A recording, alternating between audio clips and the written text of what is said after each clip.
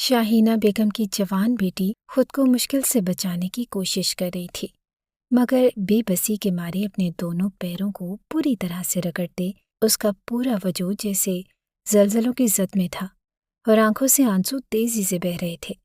آس پاس جلتی آگ کے شعلے نرمین احمد کی طرف تیزی سے بڑھ رہے تھے اور وہ بے تابی سے اپنی ماں کو مدد کے لیے پکار رہی تھی۔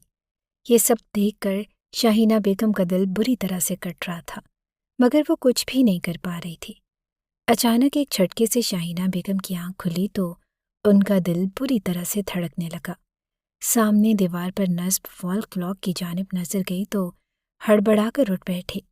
اس وقت گھڑی شام کے 5 بجا رہی تھی اور ان کی بیٹی نرمین احمد یونیورسٹی سے 2 بجے تک واپس لوٹ آتی تھی۔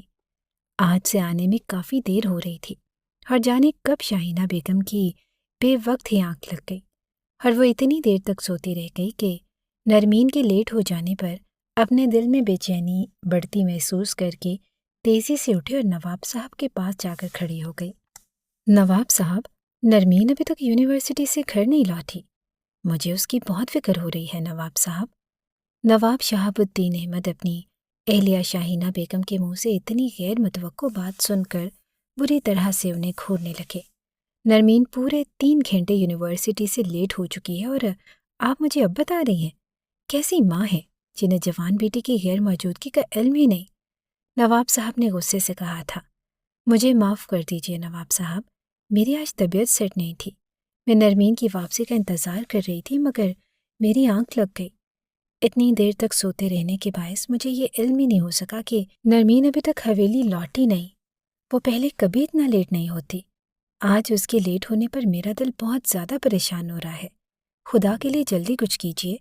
شاہینہ بیگم کی آنکھوں سے آنسو بہنے لگے اور پورا جسم کسی انہونی کے خوف سے لرز رہا تھا۔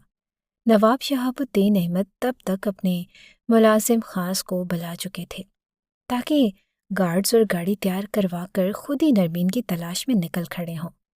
نرمین احمد شاہینہ بیگم اور نواب شہاب الدین احمد کی اکلوتی بیٹی تھی، جو شادی کے 10 سال بعد پیدا ہوئی، اور شاید یہی وجہ تھی کہ دونوں کے دل کا تارا تھی۔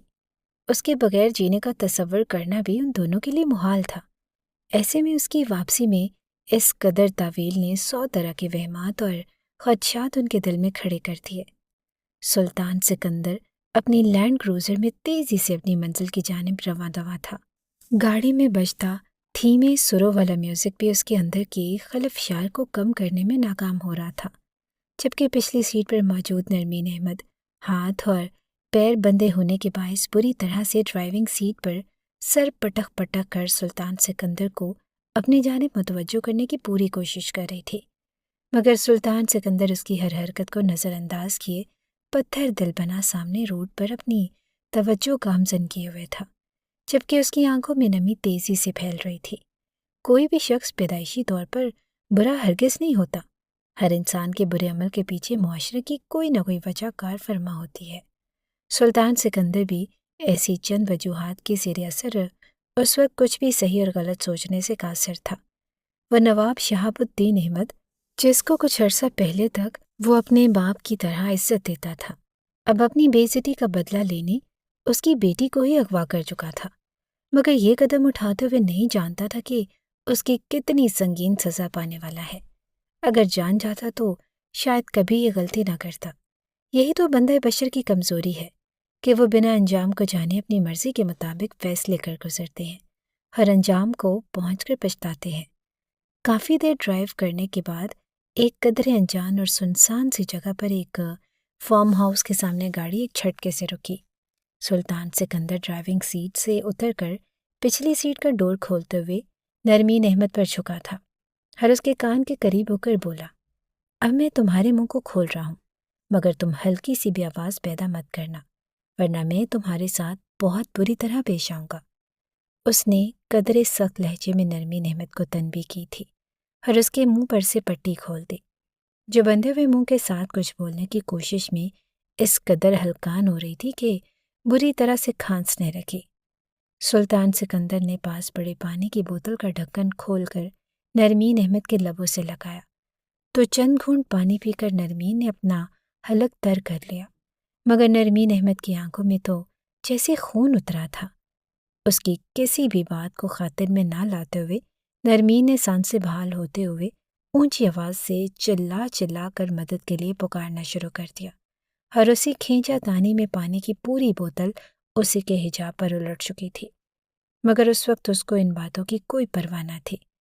اسے تو بس اپنی عزت بچانے کے لالے پڑے تھے۔ بے وقوف لڑکی، کیوں اپنے لیے مصیبت کھڑی کرنا چاہتی ہو؟ میں نے تمہیں منع بھی کیا تھا کہ آواز مت نکالنا۔ سلطان سکندر نے تیزی سے اس کے منہ پر ہاتھ رکھ کر اس کی چیخوں کا گلا کھونڈنا چاہا، مگر وہ اپنے آپ کو سلطان سکندر کی گرفت سے آزاد کروانے کے لیے بری طرح ہاتھ پیر مار رہی تھی۔ غم اور غصے اور بے بسی کے باعث نرمین احمد کا بس نہیں چل رہا تھا کہ سامنے کھڑے سلطان سکندر کا منہ ہی نوچ ڈالے۔ سلطان سکندر اس علاقے میں اکثر آتا اور یہاں کے لوگوں میں اس کی کافی عزت تھی۔ وہ ایک شریف اور باوقار قسم کا لڑکا تھا، اور کبھی بھی نہیں چاہتا تھا کہ اس کے ارد گرد والے اس کے بارے میں غلط رائے قائم کریں۔ اس لیے ایک بار پھر سے نرمین کو پرسکون کرنے کی خاطر اس نے جیب سے رومال نکالا اور کہا کہ تمہارا اس کے علاوہ اور کوئی علاج نہیں ہو سکتا، تم اپنے ساتھ ساتھ مجھے بھی مروا کر رہو گی۔ یہ کہتے ہوئے اس نے کلوروفارم لگا رومال نرمین کے ناک پر رکھ دیا۔ ہر اگلے پل نرمین تیورا کر اسی کی باہوں میں جھول گئی، اپنی باہوں میں اٹھا کر اپنی شال سے اچھی طرح اس کو چھپائے ہوئے سلطان سکندر فارم ہاؤس کے اندر داخل ہوا اور تیزی سے اپنے مطلوبہ کمرے کی طرف بڑھ رہا تھا۔ کمرے میں پہنچ کر بے ہوش پڑی نرمین احمد کو بستر پر لٹایا اور سردی کی شدت میں کمی لانے کی خاطر ہیٹر آن کرتے ہوئے تیزی سے دوبارہ نرمین کی طرف پلٹا اور اس کے وجود سے گیلے کپڑے علیحدہ کر دیے، اور 7 پردوں میں لپٹی نرمین احمد اب بغیر پردے کے اس کے سامنے موجود تھی۔ مگر سلطان سکندر نے سر جھٹک کر نظر دوسری طرف کر لی، کیونکہ وہ لاکھ برا سہی مگر دل سے عورتوں کی عزت کرنا وہ بخوبی جانتا تھا۔ نواب شہاب الدین سے اپنی بے عزتی کا بدلہ لینے کی خاطر آج وہ یہ قدم اٹھانے پر مجبور ہوا تھا۔ کمرے میں ایک کونے میں پڑی چیئر پر بیٹھتے ہوئے وہ ماضی میں کھو گیا۔ آج سے چند سال پہلے جب میری بھی حیثیت اور مقام کچھ اور ہی تھا، تب نواب شہاب الدین احمد کو اور خود تمہیں بھی میری ذات سے کوئی مسئلہ نہ تھا، مگر جیسے ہی میری حیثیت بدلی تم لوگوں نے بھی میری قدر کرنے کی بجائے مجھ سے نظریں پھیر لی۔ وہ دل ہی دل میں نرمین سے مخاطب تھا۔ سلطان سکندر، تم جیسے جیسے بڑے ہو رہے ہو میرے لیے مسائل کھڑے کر رہے ہو۔ تم آخر اتنی ضد کیوں کرتے ہو؟ جو تمہیں کہا جائے اس پر عمل کرنا تمہارا فرض بنتا ہے۔ ہمارے علاقے کے کچھ اصول ہیں جن پر ہر ایک شخص کو پورا اترنا ہے، اور تم ایک سردار کے وارث ہو کر ہمارے اصولوں کی خلاف ورزی کرو گے تو دوسرے کیسے ہماری عزت کریں گے؟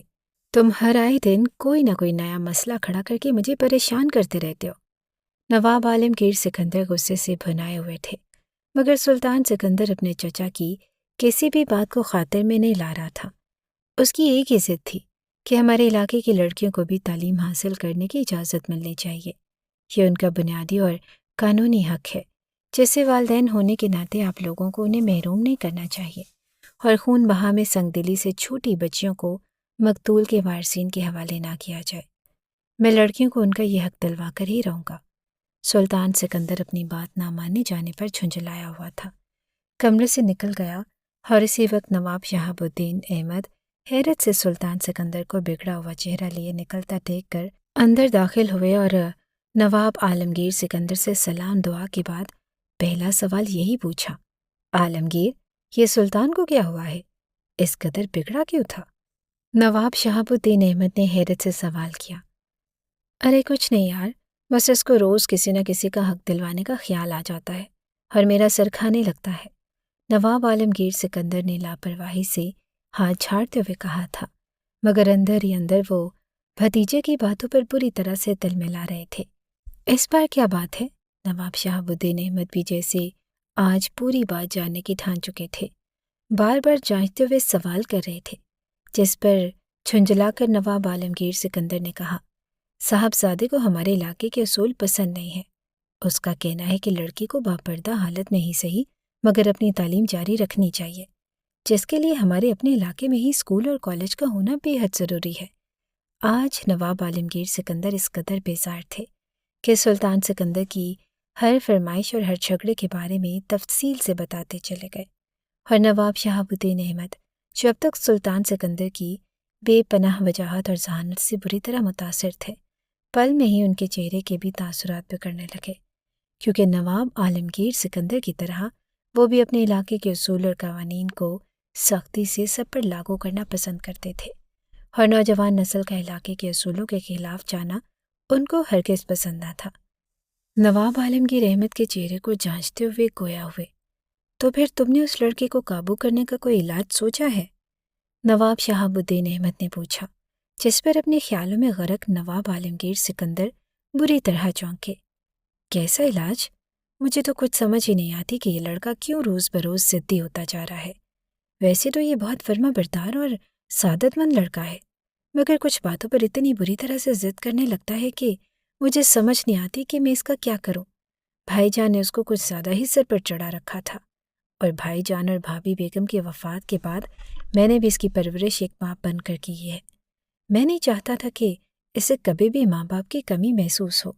اس کی خود سری کو دیکھتے ہوئے میں نے اس کو اتنے دور شہر میں پڑھنے کے لیے بھی بھیج دیا کہ شاید یہ خود تعلیم حاصل کر لے تو کچھ سکون ہو جائے، مگر یہ پچھلے 3 سال سے یہی ایک رٹ لگائے ہوئے ہے۔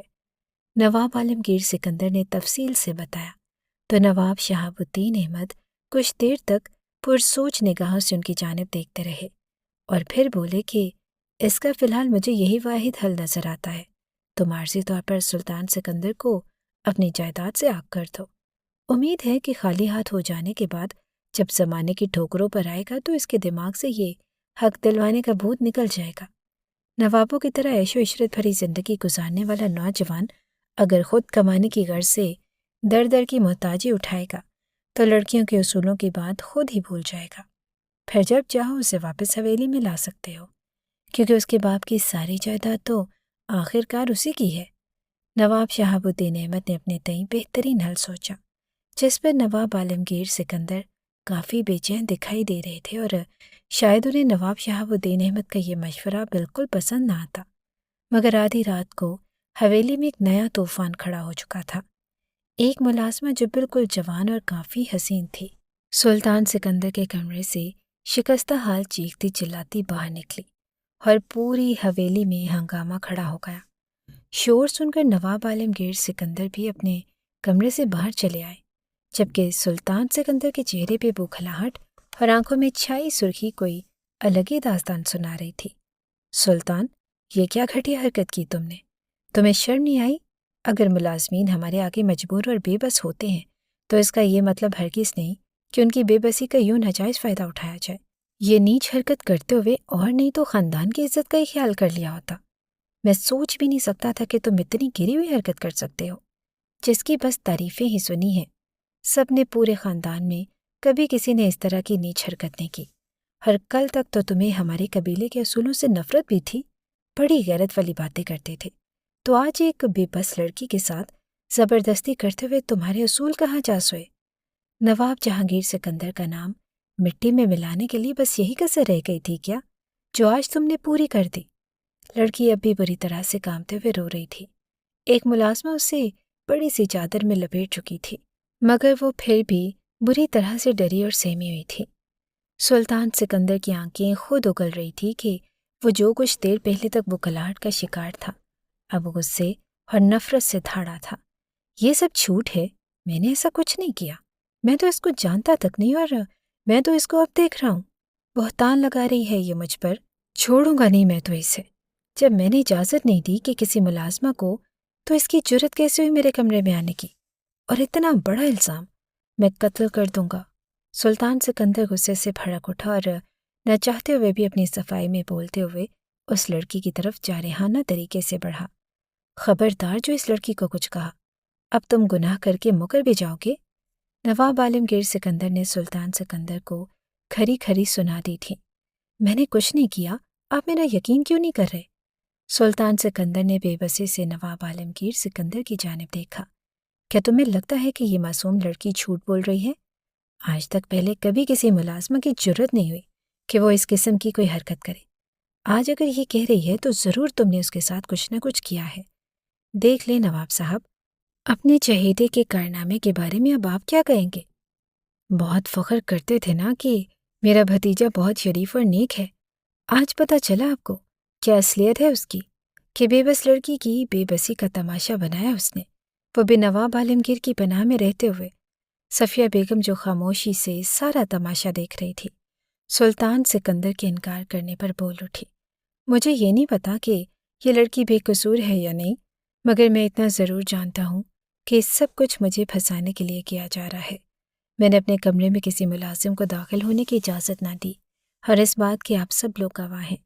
ایسے میں آدھی رات کو اس لڑکی کے میرے کمرے میں آنے کا کوئی جواز نہ بنتا، اور پھر سلطان سکندر کے لاکھ انکار کرنے اور اپنی صفائی میں بولنے کے باوجود نواب عالمگیر سکندر نے اپنی اہلیہ صفیہ بیگم کی بات پہ یقین کیا تھا، اور اس معصوم لڑکی کے کانپتے ہوئے وجود کو دیکھتے ہوئے نواب عالمگیر سکندر نے رات کے دوسرے پہر مزید کوئی تماشا کرنے کی بجائے مکمل خاموشی اختیار کر لی، اور پھر اگلے ہی روز نواب عالمگیر سکندر نے سلطان سکندر کی کسی بات پر یقین نہ کیا، اور باقاعدہ طور پر اس کو اپنی جائیداد سے آگ کرنے کا اعلان کر دیا، اور حویلی سے بھی بے دخل کر دیا تھا۔ سلطان سکندر جو بمشکل 18 سال کا نوجوان لڑکا تھا، اپنے چچا کی اس خود غرض ہٹ دھرمی پر حیرت میں مبتلا ہو چکا تھا۔ وہ نہیں جانتا تھا کہ اس کی ضد کا اس قدر سنگین نتیجہ برآمد ہونے والا ہے۔ حویلی سے بے دخل کیے جانے پہ وہ واپس شہر لوٹ گیا۔ اس وقت اس کے دماغ میں جھکڑ چل رہے تھے، ہر غصے اور صدمے کے باعث وہ کچھ بھی سوچنے سمجھنے کے قابل نہ رہا، جبکہ اس کے چلے جانے کے بعد نواب عالمگیر سکندر جو کچھ بے چین سے ہوئے تھے، کیونکہ جاتے ہوئے سلطان سکندر کی آنکھوں میں تیرتی ہوئی نمی نواب عالمگیر سکندر کے دل اور دماغ پر جم سی گئی تھی، مگر صفیہ بیگم انہیں متنفر کرنے کو مزید سلطان سکندر کی عیب گنوانے لگی۔ نواب صاحب، آپ دل چھوٹا مت کریں، آپ کا بھتیجا جوان ہے جو شیلا خون ہے، اس نے اتنی بڑی غلطی کی ہے اور اس کی سزا ملنا بے حد ضروری تھا۔ اگر وقت اور حالات اس کو سدھرنے میں مدد کرتے ہیں تو اب خاموشی سے اس کی مدد کر سکتے ہیں، مگر اس وقت یہ فیصلہ کرنا بے حد ضروری تھا، کیونکہ جو حرکت سلطان نے کی ہے اس کو ہم قبیلے والوں سے ساری زندگی چھپا کر نہیں رکھ سکتے۔ کبھی نہ کبھی یہ بات ضرور کھل کر سامنے آئے گی، اور تب اگر سلطان اسی طرح آپ کا دایاں بازو بنا اس حویلی میں موجود رہتا تو آپ قبیلے والوں کو کیا جواب دیتے؟ ایسے میں علاقے میں آپ لوگوں کی کیا عزت رہ جاتی، جو دوسروں کے لیے بھی یہی فیصلے کرتے آئے ہیں کہ بہنوں بیٹیوں کو باعزت طریقے سے چار دیواری کے اندر ہی رہنا چاہیے، مگر اپنی حویلی میں اپنی ملازماؤں کی حفاظت نہیں کر سکے۔ بلا وجہ لوگوں کو باتیں بنانے کا موقع مل جاتا۔ صفیہ بیگم نے کافی پتے کی بات کی تھی، مگر نواب عالمگیر سکندر مسلسل بے چینی کا شکار تھے، کیونکہ سلطان سکندر بہت تمیزدار اور لڑکیوں کی عزت کرنے والا بچہ تھا۔ اس نے تو کبھی بلا وجہ کسی لڑکی سے فری ہونے کی بھی کوشش نہ کی۔ ایسے میں اتنی بڑی حرکت پر یقین کرنا نواب صاحب کے لیے مشکل ہو رہا تھا، مگر اس رات اس لڑکی کے رونے دھونے کو بھی نظر انداز نہیں کیا جا سکتا تھا۔ حقیقت کیا ہے یہ سمجھنا ناممکن تھا۔ نواب عالمگیر سکندر کے چہرے پر پریشانی اور فکر کے تاثرات دیکھ کر صفیہ بیگم نے انہیں مطمئن کرنا چاہا، جبکہ دل میں اپنے منصوبے کی کامیابی پر وہ بے حد خوش تھی، کیونکہ سلطان سکندر بھلا کا ذہین اور خوبرو لڑکا تھا، جس کے آگے صفیہ بیگم کا اپنا بیٹا زہیب سکندر کافی دبتا تھا، اور تعلیم میں بھی کچھ خاص شوق ظاہر نہیں کرتا تھا، جس کے باعث خاندان بھر میں سلطان سکندر کے ہی چرچے تھے، اور نواب عالمگیر سکندر بھی کافی حد تک سلطان سکندر سے امیدیں باندھ چکے تھے۔ اگر یہ سلسلہ اسی طرح جاری رہتا تو ایک روز نہ صرف تعلیمی میدان میں بلکہ نواب عالمگیر سکندر کے دل میں بھی وہ پوری طرح کامیابی سے قدم جما چکا ہوتا، اور عین ممکن تھا کہ نواب عالمگیر سکندر اپنے بعد اپنی سرداری اپنے بیٹے کی بجائے اپنے بھتیجے کو ہی سونپ دیتے، اور صفیہ بیگم کو یہ بات ہرگز قبول نہ تھی، مگر لاکھ کوششوں کے باوجود وہ نواب عالمگیر سکندر کو ان کے بھتیجے سے بدزن نہیں کر پا رہی تھی۔ اب جب یہ سنہری موقع ہاتھ آیا تو صفیہ بیگم نے بھی اپنے حصے کا کردار بخوبی نبھایا، اور کئی روز تک نواب صاحب کو سلطان سکندر سے مسلسل بدزن کرتی تھی، جس کا نتیجہ یہ ہوا کہ نواب عالمگیر سکندر نے بھی اپنے فیصلے پر قائم رہنے کا سوچا، اور سلطان سکندر کے بارے میں مکمل طور پر لا تعلق ہی ظاہر کرنے لگے۔ 2-3 माह बाद सुल्तान सिकंदर अपने चचा की बजाय नवाब शहाबुद्दीन अहमद की हवेली जा पहुंचा। नवाब साहब, सुल्तान सिकंदर आपसे मिलने के लिए आया है। उसको ड्राइंग रूम में बिठा दो और उससे कहो कि नवाब साहब अभी फारिग नहीं है। नवाब शहाबुद्दीन अहमद ने नफरत से कहा। उनका ये लहजा और अंदाज देखकर सुल्तान सिकंदर ने दुख से सोचा। चंद माह पहले तक सुल्तान सिकंदर को उस हवेली में इस तरह इंतजार करने को कभी भी नहीं कहा जाता था और न ही उसके साथ हिकारत भरा रवैया इख्तियार किया जाता था। आज हवेली में दाखिल होते हुए मुलाजमीन तक का रवैया उसके साथ बदला था। जो पहले छिजक छिजक कर उससे सलाम किया करते, आज दरवाजे पर रुक कर उसके आने की वजह पूछ रहे थे। जबकि नवाब साहब जो पहले सुल्तान सिकंदर को अपना बेटा कहते नहीं थकते थे। हाँ जी, उसी सुल्तान सिकंदर के लिए उनके लहजे और रवैये में सिर्फ और सिर्फ नफरत और हकारत थी, जिस पर उसको काफ़ी दुख था। मगर वो फिर भी जब्त किए बैठा रहा, क्योंकि मामला दिल का था। और फिर काफ़ी देर इंतज़ार करने के बावजूद नवाब शहाबुद्दीन अहमद जब ड्राइंग रूम में ना आए तो सुल्तान सिकंदर खुद हिम्मत करके उनके पास चला गया। तुम्हारी हिम्मत कैसे हुई कि तुम मेरी इजाज़त के बिना ही यहाँ तक चले आए? तुम्हें अब किसी के यहाँ जाने की तमीज़ भी भूल चुकी है। तुम्हें इतना भी याद नहीं रहा कि किसी के घर जाने से पहले उनसे राब्ता किया जाता है। मगर लगता है कि तुम तहज़ीब के सारे उसूल या तो भुला चुके हो या फिर तुम में कोई ऐसी खूबी थी ही नहीं। वो सब बनावट और धोखा था। सिर्फ नवाब शहाबुद्दीन अहमद ने गुस्से से घूरते हुए सुल्तान सिकंदर को कहा, अंकल, अभी कुछ माह पहले तक आप मुझे अपनी फर्जंदी में लेने के लिए ख्वाहिशमंद थे। आपको मुझ में 1000 खूबियाँ नजर आती थी। मैं चाहता हूँ कि आप अपना वो वादा याद रखें। मैं तालीम मुकम्मल करने के बाद किसी अच्छी जगह जॉब हासिल कर लूँगा तो आपके पास दोबारा आना चाहूँगा, क्योंकि मैं आपकी बेटी को पसंद करता हूँ और आपकी बेटी के भी कुछ ऐसे ही ख्यालात हैं। सुल्तान सिकंदर ने अपनी आना को एक तरफ रखते हुए नवाब शहाबुद्दीन अहमद से कहा। हालांकि ये बात करते हुए भी उसके दिल के 1000 टुकड़े हुए थे। उसने भला कब ऐसी जिल्लत भरी जिंदगी जी थी कि हर एक को अपनी ज़ात की सफाई देनी पड़े, यकीन दिलाना पड़े कि जो कुछ उसके बारे में कहा जा रहा है वो सब झूठ पर मबनी एक कहानी है। अपनी ज़ुबान से मेरी बेटी का नाम भी मत लेना और ना ही दोबारा यहाँ पर किसी भी किस्म की उम्मीद लेकर आने की ज़रूरत है। पहले तुम्हारी हैसियत कुछ और थी, मगर अब तुम एक मामूली से लड़के हो। तुम्हारे किरदार के भी खूब चर्चे हैं। नवाब आलमगीर सिकंदर की हवेली में मुझे पहले तुम्हारे ये करतूत पता नहीं थे और मेरी इकलौती बेटी कितने नाजों में पली हुई है। तुम अच्छी तरह जानते हो कि मुझे अपनी नाजों पली बेटी किसी मामूली लड़के के साथ ब्याहने में कोई दिलचस्पी नहीं। तुम्हें भी अब अपनी हैसियत को मद्देनजर रखते हुए अपने जैसे ही किसी घर से रिश्ता तलाश करना चाहिए। नवाब शहाबुद्दीन अहमद ने नफरत से कहा, मेरी हैसियत? इससे क्या फ़र्क पड़ता है कि मेरे चचा नवाब आलमगीर सिकंदर ने मुझे मेरे ही बाप की जायदाद से आग कर दिया, मगर मेरी रगों में आज भी नवाब ख़ानदान का ही खून है और अपना हक भी मैं बहुत जल्द वापस ले लूँगा। सुल्तान सिकंदर ने हैरत से अपनी हैसियत जताई। सिर्फ नाम लेने से कोई भी नवाब नहीं बन जाता। तुम शायद भूल रहे हो कि नवाबी विरासत और नवाब हवेली में रहने वालों की होती है और तुम विरासत और नवाब हवेली दोनों से ही महरूम कर दिए गए हो। इसलिए अब तुम लाख कोशिश करो मगर एक आम से लड़के हो। नवाबों वाली शान शौकत और पैसा तुम्हारे पास मौजूद नहीं है। नवाब शहाबुद्दीन अहमद ने उसको हकीकत से रोशनास करवाया। तो क्या हुआ अगर मेरे पास वैसी शान और शौकत और दौलत और जायदाद न रही, मगर मैं अपनी ज़ोर और बाजू पर पूरा यकीन रखता हूँ और बहुत जल्द इंशाअल्लाह इस काबिल बनकर दिखाऊंगा कि आपकी बेटी की हर ज़रूरत पूरी कर सकूं। सुल्तान सिकंदर ने पुरुमीद लहजे में कहा था, जिस पर नवाब शहाबुद्दीन अहमद ने तंज़िया हंसते हुए उसकी जानिब देखा। तुम शायद भूल रहे हो कि जद्दी पुश्ती रईस होने में और ख़ुद मेहनत करके किसी काबिल बनने में बहुत फ़र्क होता है। तुम शायद अपनी पूरी ज़िंदगी लगा कर भी कभी अपने बाप दादा के मुकाम और मर्तबे के बराबर नहीं पहुँच पाओगे। खुजा के चंद साल में तुम्हारे बराबर होने का दावा करो। अब तुम्हारा उठना बैठना भी बड़े लोगों में नहीं रहेगा, तो बेहतर है कि तुम इस हकीकत को कबूल कर लो और अपना रास्ता नापो। नवाब शहाबुद्दीन अहमद ने सफ़ा की और ख़ुद गर्ज़ी की इंतहा करते हुए कहा, जो कि साफ इशारा था कि अब वो यहाँ से जा सकता है। उसी वक्त सुल्तान सिकंदर की मौजूदगी में जब नरमीन ड्राइंग रूम में दाखिल हुई तो नवाब शहाबुद्दीन अहमद ने उसको फ़ौरन कमरे से निकल जाने को कहा اور وہ بھی شاید اپنے باپ کے غصے کے خوف سے یا پھر سلطان سکندر کی بدل جانے والی حیثیت کی وجہ سے جس طرح کمرے میں داخل ہوئی اسی تیزی سے واپس نکلتی گئی۔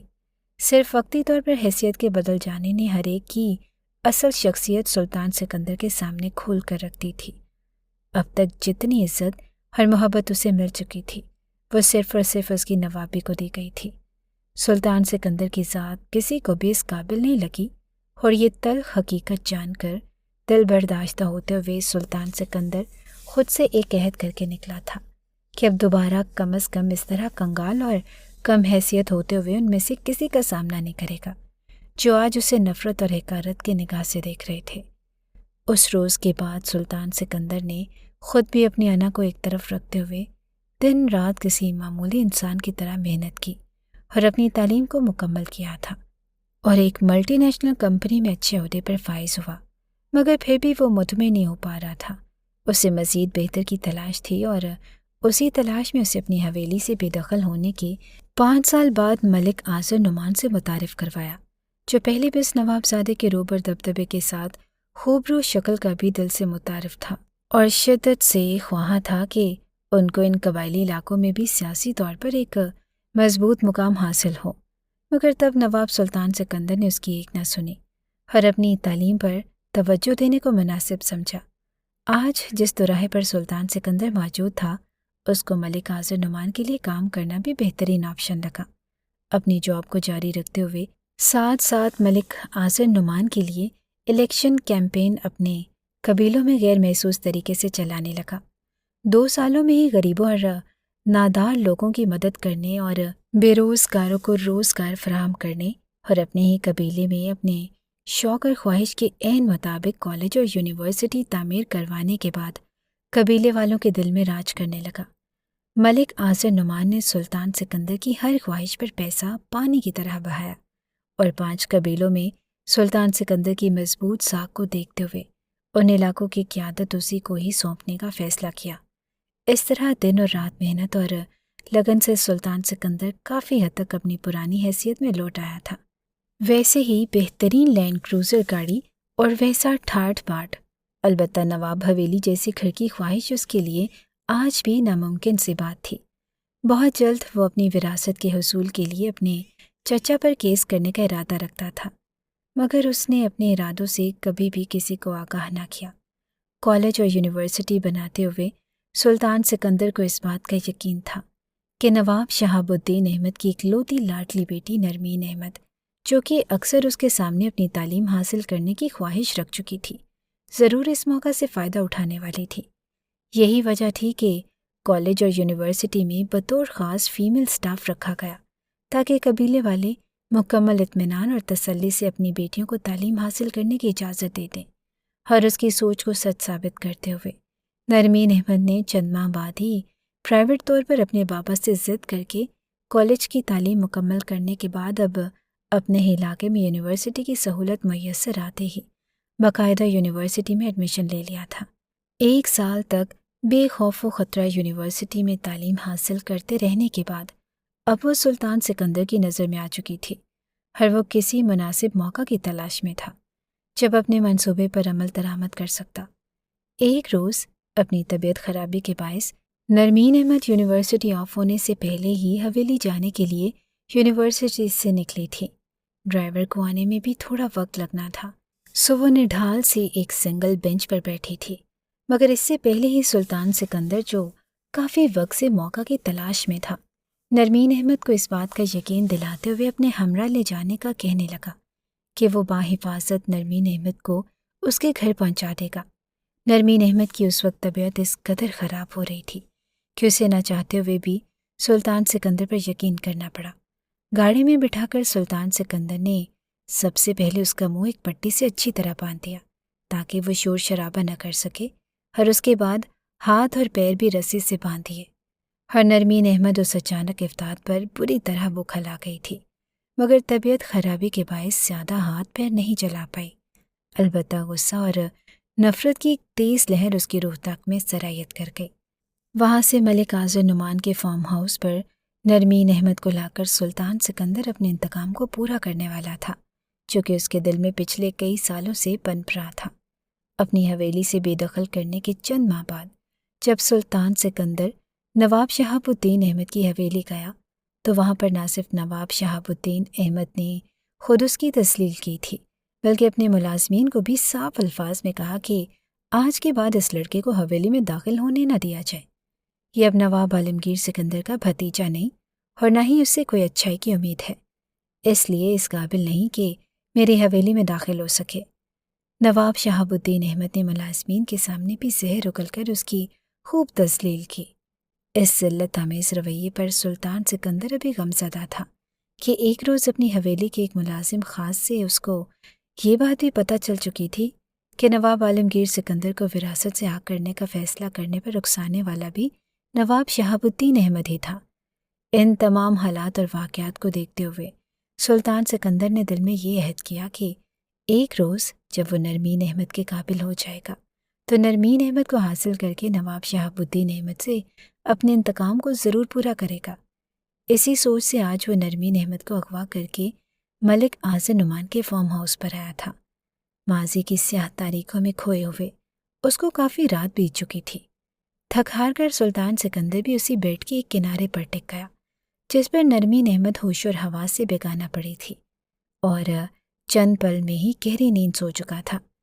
نرمین احمد کی آنکھ کھلی تو صبح کے 3 بجنے والے تھے۔ کمرے میں ٹیبل لیمپ کی نیلی ملکجی سی روشنی چار سو پھیلی اور اپنے ساتھ گزرے حالات کو یاد کرتے ہوئے نرمین احمد بری طرح سے بے چین ہو چکی تھی۔ یا خدا، اب میرا کیا ہوگا؟ اپنی پریشانی میں مبتلا نرمین احمد بیڈ پر کسی دوسرے کی موجودگی محسوس کرتے ہوئے بری طرح سے چونکی۔ بیڈ کے دوسرے کنارے پر سلطان سکندر بڑے مزے سے استراحت فرما تھا۔ نرمین احمد نے اپنے وجود پر نظر دوڑائی تو شرم سے زمین میں گرنے والی ہو گئی۔ بنا کسی چادر یا دوپٹے کے وہ ایک غیر شخص کے ساتھ موجود تھی، جبکہ یونیورسٹی میں وہ سردی کی وجہ سے خوب ڈھکی چھپی آئی تھی۔ اس وقت خود کو صرف ایک سوٹ میں دیکھ کر وہ مزید پریشان ہوئی۔ کہاں خود کو 7 پردوں میں چھپا کر رکھنے والی نرمین احمد اس وقت ایک بالکل انجان شخص کے ساتھ ایک ہی بیڈ پر رات بھر بے ہوشی کے عالم میں سوتی رہی۔ اگر اس وقت اس کے بابا نواب شہاب الدین احمد اس کو اس حالت میں دیکھ لیتے تو جیتے جی مر جاتے۔ نہ جانے ابھی وہ کس حال میں ہوں گے۔ میرے بابا کی عزت خاک میں مل گئی ہے اور میری بات کا بھی کوئی یقین کرے گا یا نہیں، میں کیسے اپنی بے گناہی ثابت کروں گی؟ اس شخص کی خود غرضی ہم سب کو لے ڈوبی ہے۔ نرمین احمد نے پاس پڑے بے پرواہی سے نیند میں غرق سلطان سکندر کو متنفر نگاہوں سے دیکھتے ہوئے سوچا تھا۔ پھر گھٹنوں کے گرد بازو لپیٹ کر اپنا سر بازوؤں میں چھپائے وہ بری طرح سے رو رہی تھی۔ اپنی بے بسی اور ساتھ بابا کا شرمندہ سا چہرہ اور شرمندگی کے باعث جھکے ہوئے کندھوں کا تصور کرتے ہوئے وہ سسک اٹھی۔ اس کی سسکیوں کی آواز پہ سلطان سکندر کی بھی آنکھ کھل چکی تھی۔ نرمین احمد کو جاگے ہوئے دیکھ کر وہ بھی اٹھ بیٹھا اور بیزار شکل بناتے ہوئے بولا کہ تم اتنا رونا دھونا کیوں کر رہی ہو؟ جیسے میں نے تمہارے ساتھ کچھ بہت برا ہی کر دیا ہو۔ فکر کرنے کی کوئی ضرورت نہیں، تم ابھی صحیح سلامت ہو اور تمہاری اپنی بے وقوفی کی وجہ سے تمہارے سارے کپڑے بھیگ گئے تھے۔ ٹھنڈ لگنے کے ڈر سے مجھے وہ کپڑے اتارنا پڑے، اس کے علاوہ کچھ بھی نہیں ہے۔ نرمین احمد کی نظروں میں نفرت اور بے یقینی دیکھتے ہوئے وہ بول رہا تھا، اور مجھے اپنے باپ نواب شہاب الدین احمد جیسا کمصرف انسان ہرگز مت سمجھنا، جس نے میری حیثیت بدلتے ہی مجھے پورے علاقے میں ذلیل اور رسوا کرنے میں کوئی کسر نہیں چھوڑی۔ سلطان سکندر کی بات پر نرمین احمد غصے سے چیخی، میرے باپ کی کیے کی مجھے سزا دے کر تم نے بھی اتنی ہی کمصرفی کا مظاہرہ کیا ہے۔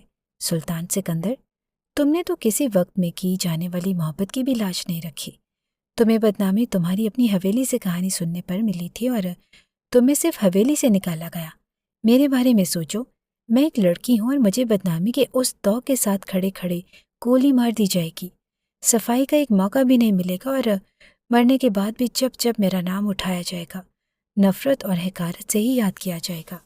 بنا کسی قصور کے اتنی بڑی سزا کی مستحق ٹھہروں گی میں؟ نرمین احمد نے اسے آئینہ دکھایا تھا۔ مجھے بھی تو بنا کسی قصور کے اتنا بدنام کیا گیا، میری ذات کی بقی ادھیڑے گئے، میری عزت نفس کو 2 کوڑی کا کیا گیا۔ جو کام میں نے کبھی کیا ہی نہیں وہ گناہ میرے حصے میں ڈال دیا، مجھے ذلت کے گڑھے میں دھکیلا گیا، میں حق بات کرتا تھا اور اس کی سزا میں مجھے بے گھر کر دیا گیا، اور مشورہ دینے والوں میں سرفہرست تمہارے والد محترم تھے، اور پھر مجھے بدنام کرنے میں بھی پیش رہے۔ نہ جانے کیا نقصان کر بیٹھا ہوں۔ نواب شہاب الدین احمد صاحب کا کہ کھلے دشمن بن گئے وہ میرے۔ میں نے صرف اتنا ہی چاہا تھا کہ ان سے ان کی بیٹی کو بہت چاہت اور مان سے اپناؤں۔ اس سے زیادہ کی خواہش تو نہیں کی تھی نا میں نے۔ نہ جانے کس بات کا بدلہ لے رہا ہے وہ مجھ سے۔ میں نے تو اس سے بھی بہت کم بدلہ لیا، کیونکہ میں تمہیں کوئی تکلیف نہیں پہنچا سکتا۔ میں تمہاری دل سے عزت کرتا ہوں اور تمہیں کھونا نہیں چاہتا، اس لیے مجھے جو ٹھیک لگا میں نے وہی کیا۔ سکندر نے اس کو مطمئن کرتے ہوئے رسان سے سمجھایا، مگر تمہاری اس حرکت اور میرے رات بھر حویلی سے غائب رہنے پر میرے بابا اس وقت جانے کس حال میں ہوں گے؟ تم خدا کے لیے اس حادثے کو کوئی اور رنگ دے دو اور مجھے جلد از جلد واپس حویلی پہنچا دو۔ ہو سکتا ہے کہ ابھی بات حویلی تک ہی محدود ہو۔ میں نہیں چاہتی کہ میری بدنامی ہو اور میرے بابا جیتے جی مر جائے۔ نرمین احمد نے روتے ہوئے سلطان سکندر کی منت کی۔ ٹھیک ہے، مجھے اس بات پر کوئی اعتراض نہیں، مگر میری کچھ شرائط ہیں جو تمہیں ہر صورت ماننا ہوگی۔ سب سے پہلی شرط یہ کہ تمہیں مجھ سے نکاح کرنا ہوگا، اور اس نکاح کے لیے ہماری مدد اس علاقے میں ملک آذر نعمان کے علاوہ اور کوئی نہیں کر سکتا۔ اس لیے ملک آذر نعمان کے سامنے ہم یہ کہیں گے کہ ہم دونوں ایک دوسرے کو بہت پہلے سے پسند کرتے ہیں، اس لیے ہم نکاح کرنا چاہتے ہیں۔ میں تمہیں اغوا کر کے لایا ہوں، اس بارے میں اس شخص کو کچھ مت بتانا، ورنہ بہت بڑی گڑبڑ ہو جائے گی۔ سلطان سکندر نے نرمین احمد کی آنکھوں میں جھانکتے ہوئے اس کا جواب جاننا چاہا۔ نرمین کے اس بات میں سر ہلانے پر وہ مزید گویا ہوا۔ اس کے بعد کیا کرنا ہے میں تمہیں بعد میں بتاؤں گا۔ اور نرمین احمد اس وقت سلطان سکندر کے رحم و کرم پر تھی، اسی لیے اس کی ہر بات کو بلا چوں چرا مانتی چلی گئی۔ سلطان سکندر یہ بہت اچھی طرح سے جانتا تھا کہ اگر ملک آذر نعمان کو اس بات کی بھنک بھی پڑتی کہ نواب شہاب الدین احمد کی دشمنی مول لے کر وہ نرمین احمد سے نکاح کرنے جا رہا ہے تو وہ اس کی مدد ہرگز نہ کرتا، بلکہ نرمین احمد کو واپس اس کی حویلی پہنچانے کی پوری کوشش کرتا، کیونکہ وہ نوابوں کے ساتھ دوستی کرنے کا خواہش مند تھا۔ ان کے ساتھ دشمنی کرنے کے بارے میں وہ سوچ بھی نہیں سکتا تھا، اور یہ دوستی کا ہاتھ بڑھانے کا شاندار موقع ہوتا جس میں سلطان سکندر کی جانی نقصان کی کسی کو کیوں پرواہ ہوتی۔ ملک آذر نعمان کے پاس جا کر جب سلطان سکندر اور نرمین احمد جھوٹی سچی کہانیاں سناتے ہوئے نکاح کے لیے مدد مانگ رہے تھے، تب ملک آذر نعمان بہت گہری نگاہوں سے نرمین احمد کو دیکھ رہا تھا اور کسی گہری سوچ میں گم تھا۔ سلطان سکندر چونکہ ملک آذر نعمان کا رائٹ ہینڈ تھا، اس حیثیت سے وہ ان کے نکاح کے لیے فوراً مان گیا اور سارے انتظامات بھی خود ہی کر ڈالے۔ نگاہ کے بعد ملک آذر نعمان نے سلطان سکندر کو اپنے پاس بلایا تو نرمین احمد کو گاڑی میں انتظار کرنے کا کہہ کر سلطان سکندر ملک آذر کے پاس گیا۔ آپ نے بلایا تھا ملک صاحب؟ سلطان سکندر نے سوالیہ نگاہوں سے جانچنے کی کوشش کی۔ میں نے تمہاری اتنی مدد کی اور آئندہ بھی ہمیشہ تمہاری مدد کروں گا۔ تمہاری خاطر میں نوابوں کی دشمنی مول لینے کو تیار ہوں، مگر میں چاہتا ہوں کہ تم ایک بار مجھے بھی اپنی اس نوابزادی کی خدمت کا موقع فراہم کرو۔ ملک آذر نعمان کی اس بات کا مطلب سمجھنا سلطان سکندر کو مشکل لگ رہا تھا۔ میں نے تو کبھی کسی نوابزادی کو بے حد قریب سے نہیں دیکھا، مگر اب جب ایک نوابزادی میرے ہی فارم ہاؤس میں رک کر جا رہی ہے تو میں چاہوں گا کہ تم دوبارہ کبھی اسے میری خاطر اس فارم ہاؤس میں لے کر آؤ، اور صرف ایک ہی بار صحیح اسے میرے حوالے کرو۔ ملک آذر نعمان خباثت کی انتہا کرتے ہوئے بولا۔ سلطان سکندر کے نکاح میں بلا تاخیر مدد کے پیچھے اس نیچ انسان کی یہ سوچ شامل تھی۔ اس بارے میں سلطان کو اب سمجھ آئی، جس پر سلطان سکندر بری طرح سے بھڑک اٹھا۔ میں نے اب تک آپ کی ہر طرح سے مدد کی ہے ملک صاحب، مگر آپ شاید بھول رہے ہیں کہ میں اصل میں کون ہوں۔ آپ کی اس گھٹیا سوچ پر مجھے بے حد افسوس ہے۔ میں تو آپ کی دل سے عزت کرتا تھا، مگر آپ کو عزت راسی نہیں تھی۔ مجھے اب آپ کی کسی بھی قسم کی مدد کی ضرورت نہیں، اور نہ ہی میں دوبارہ کبھی آپ سے ملنا چاہوں گا۔ آج سے ہمارے راستے الگ الگ ہیں۔ سلطان سکندر غصے سے بولا اور وہاں سے اٹھ کے نکل گیا تھا۔ آگ بگولا چہرہ لیے سلطان سکندر گاڑی میں آن بیٹھا، جبکہ اس کی اس خودسری اور حاکمانہ طبیعت پر ملک آذر نعمان اس کو حیرت سے کھو رہا تھا، جو کتنے سال سے نواب حویلی سے بے دخل کر دیا گیا تھا، مگر آج بھی اس کے مزاج اور انداز نوابوں والے ہی تھے۔ رسی چل گئی ہے مگر بل نہیں گئے۔ ہاں، موصوف جانے خود کو کیا سمجھتا ہے، اس کی اکڑ میں نکال کر ہی رہوں گا۔ میں دیکھتا ہوں کہ یہ کیسے مجھے اس نواب زادے کے پاس جانے سے روکتا ہے۔ ملک حاضر نعمان غصے سے پیچ و تاب کھاتے ہوئے بولا۔ نرمین احمد کو وعدے کے مطابق نکاح کے بعد واپس حویلی لے کر جاتے ہوئے سلطان سکندر اس سے گویا ہوا، اب تمہیں اپنے بابا نواب شہاب الدین احمد سے بھی میرا راز چھپانا ہوگا۔ اس کی بات پر نرمین احمد نے حیرت سے پوچھا، اگر اصل بات نہیں بتاؤں گی تو پھر کیسے میری بے گناہی ثابت ہوگی؟ تم نے اپنے بابا سے یہ کہنا ہے کہ تمہیں اغوا کر کے تمہاری عزت پر حملہ کرنے والا ملک حاضر نعمان تھا، اور میں چونکہ وہاں وقت پر پہنچ گیا تو میں نے تمہاری عزت محفوظ کی اور تم سے نکاح کیا، اور اس طرح تمہارے بابا ہماری شادی کے خلاف نہیں ہوں گے اور ہم بنا کسی لڑائی جھگڑے کے ایک ہو جائیں گے۔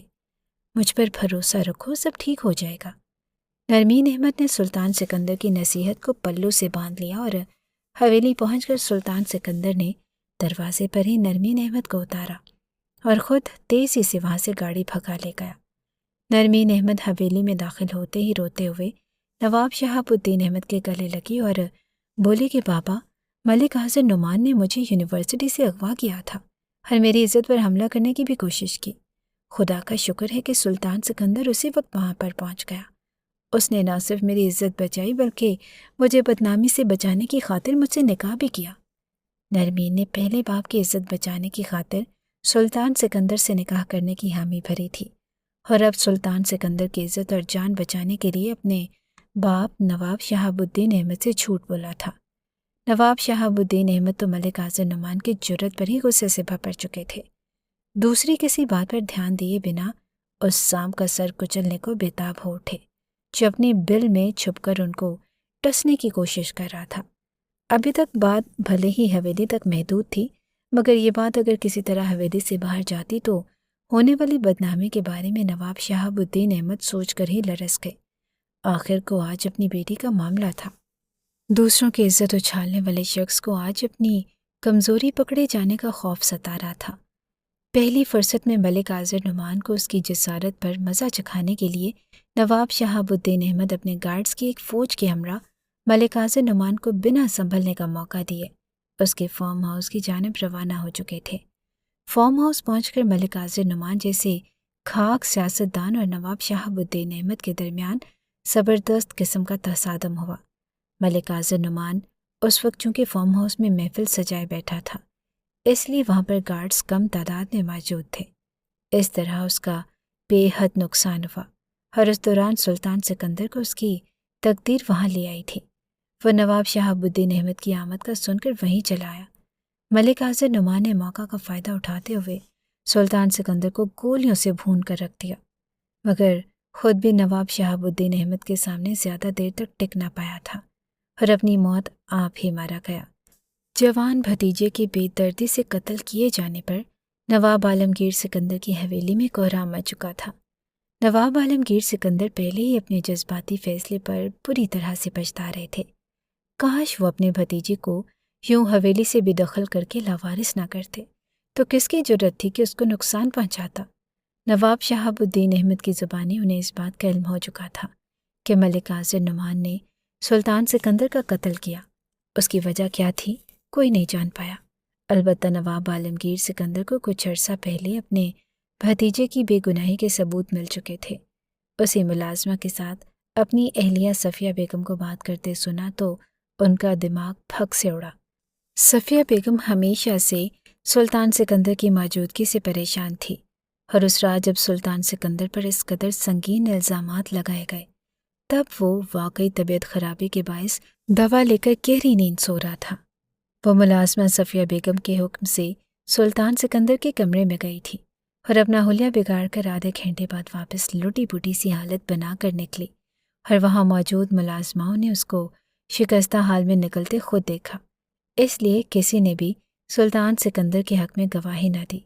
اب حقیقت کھل چکی تھی تو نواب عالمگیر سکندر خود سلطان سکندر کو واپس حویلی لانے کے لیے بے چین ہو رہے تھے، مگر ہمیشہ کی طرح اس بار بھی وہ لیٹ ہو چکے تھے اور اپنی بے اعتباری اور صفیہ بیگم کی خود غرضی کے باعث ہمیشہ کے لیے اپنی جوان بھتیجے سے ہاتھ دھو بیٹھے، جو بلا کا سعادت مند، شریف اور ہونہار تھا، اور نواب عالمگیر سکندر کے مرحوم بھائی نواب جہانگیر سکندر کی امانت بھی۔ جس کی حفاظت وہ نہیں کر پائے تھے، اور اب نواب عالمگیر سکندر کی بقیہ زندگی اسے دکھ اور پچھتاوے کی نظر ہونے والی تھی۔ نواب سلطان سکندر کو زندگی میں پہلی بار کی جانے والی غلطی کی سزا فوراً ہی مل چکی تھی۔ ایک بے بس اور لاچار لڑکی کو اغوا کر کے گن پوائنٹ پر اس سے نکاح کرنا سلطان سکندر کی موت کا سبب بنا۔ جلد بازی میں کیے گئے فیصلے اکثر ہمارے گلے کا توق بن جاتے ہیں، اور آج چند روز کے بعد اس کی قبر کے سرہانے بیٹھی نرمین احمد یہ سوچنے پر مجبور تھی کہ سلطان سکندر کی محبت میں بلا شبہ کوئی کھوٹ نہ تھا۔ جوانی میں اس کی بولتی آنکھوں کی گواہ خود نرمین احمد تھی، اور اس نے حوصلہ افزائی بھی کی تھی، مگر اپنی محبت کو پانے کے لیے سلطان سکندر نے جلد بازی سے کام لیا۔ اپنے نصیب پر صبر کرنے کی بجائے انتقام اور غصے کی آگ میں جل کر اپنے زور بازو پر یقین رکھتے ہوئے غلط طریقہ اختیار کیا۔ اس لیے صرف نرمین احمد سے نکاح کرنے میں کامیاب ہوا تھا، مگر پھر ملک آذر نعمان کی دشمنی کی بھینٹ چڑھ گیا۔